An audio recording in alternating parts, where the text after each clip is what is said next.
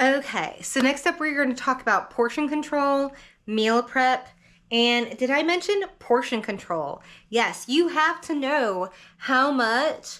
If you just, again, we don't have to do a lot of calorie counting or anything like that here. You just have to have like a knowledge, like a basic. Hi, I'm Mara.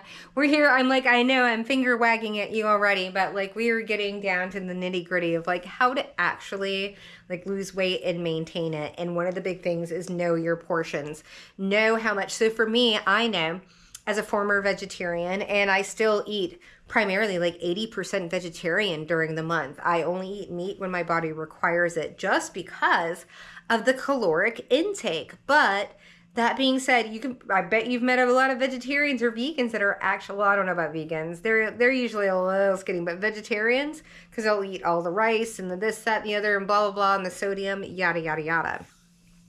And so here we're talking about know your portions. So for me, I know in order to feel satiated by a vegetarian product that is supposed to give me protein, I need twice of what the actual. So if it's a Impossible Burger or whatever, I need two of them to feel satiated to the amount of what 3 ounces of real meat will make me feel. That's a really big deal. A really big deal. Right. And so it really depends on because of what I do and everything like that. I have to try and keep my body as pure as possible without sounding like way too Madonna type of thing. But it really is, for me and my profession, keeping my vibration high, unfortunately, discounts a lot of meat because of the processing and all the things that, my body ingests. Like, I literally brush my teeth with toothpaste that doesn't have fluoride in it, or I also use deodorant that doesn't have aluminum in it because my intuition and my sensibilities and my sensitivities are my greatest strength. And so knowing how things affect you, right? Knowing how meat affects you or how much. And there's sometimes where I need to just eat a lot, right? And there's sometimes where my body's like, I just need a bite of red meat, a couple, like I said, 3 ounces, and I'll be full for like 2.5 days.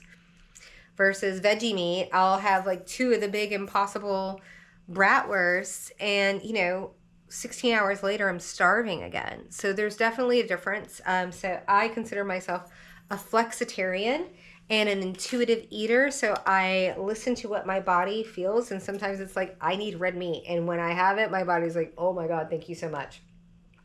And then there's times, for most of the time, that I don't require red meat at all. So when we get into and we start talking about meal prep, a lot of people get really weirded out with like frozen foods and everything like that. If you don't do it, if you aren't interested in it, I only want you to meal prep because I would do like 8 hours twice. I would say twice. No, probably 1.5 every month. That's how it averaged out. Because I'd usually be able to make like 3 weeks worth of food, like soup, everything like that. But it'd be like an 8 hour day. But I'd be watching, I was a flight attendant, and I knew, there was a certain day during the week where most of the flight attendants weren't there, and they just kind of knew, or they knew they could come and eat as well.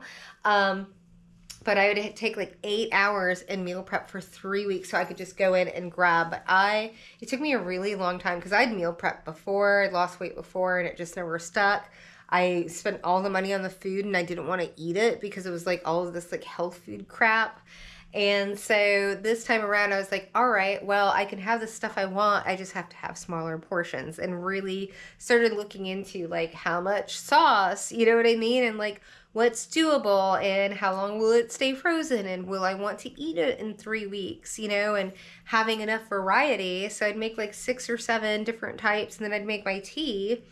And I was really able to stick to that, especially, in aviation, like it was frozen. I'd throw it in my bag. It would be, thawed out by the time I got off of work. And if not, I could keep it on ice. I could just stick it in gotta give yourself a Post-it note to make sure that you get your food out of the ice bin. I know, I'm not supposed to do that. But anyways, thought for tea or tea for thought. So there's that. And then what else do we have here?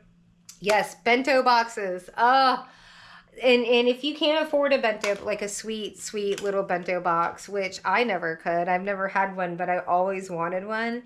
And I just think, when you enjoy putting like the just, I've got a Venusian chart, so I really like love making things like super romanticized. And so when you're just like really doing like meal portion, you're like, oh, there's my 3-ounce portion of salmon along with my titillating seagrass salad or whatever it is, right? But it's like in this beautiful box.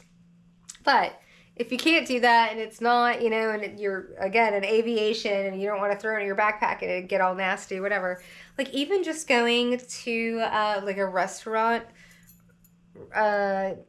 store where they have like a bunch of restaurant supplies, restaurant supply, or just a Dollar Tree, and getting the regular disposable ones that have, maybe just 3 portion sizes. But I'm telling you, like, food is so much more appealing to me when it's separated. And I'm not one of those people, like, I love mashing all the things together, but it's not appealing to me when I want to take it out of the fridge and eat it.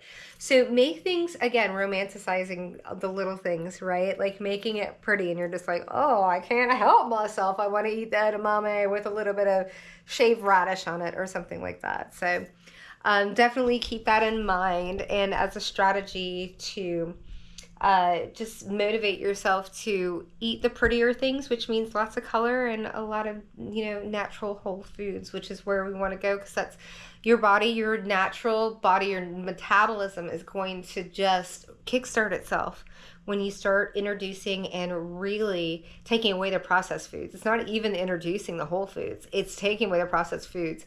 If you stop eating from the things that are inside, think about it. Did this come from the inside of the Walmart?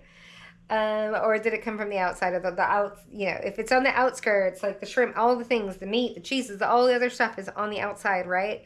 But what's on the inside? It's like the canned soups, anything that's preserved. So if you just think, I only shop on the outside of the aisles, I can't get, unless it's like a condiment or something like that. But even think about those. You can make your own mayonnaise. You don't have to have the stuff that's got a shelf life of 30 years. You can make your own, so definitely consider, going as whole and as natural as you can, because your body's going to be able to process that and move through that energy and those calories a lot more than when you're trying to be like, no, it's diet. Your body's like, it's not natural. Like, what is this? I don't even know what this is. And then it just, and you were drinking like 4 diet drinks, just have the one sugary one, right? And call it a day. Like, yeah, you do have to make some sacrifices here, but they're not that much, I promise. All right, we'll catch you on the flip. Bye.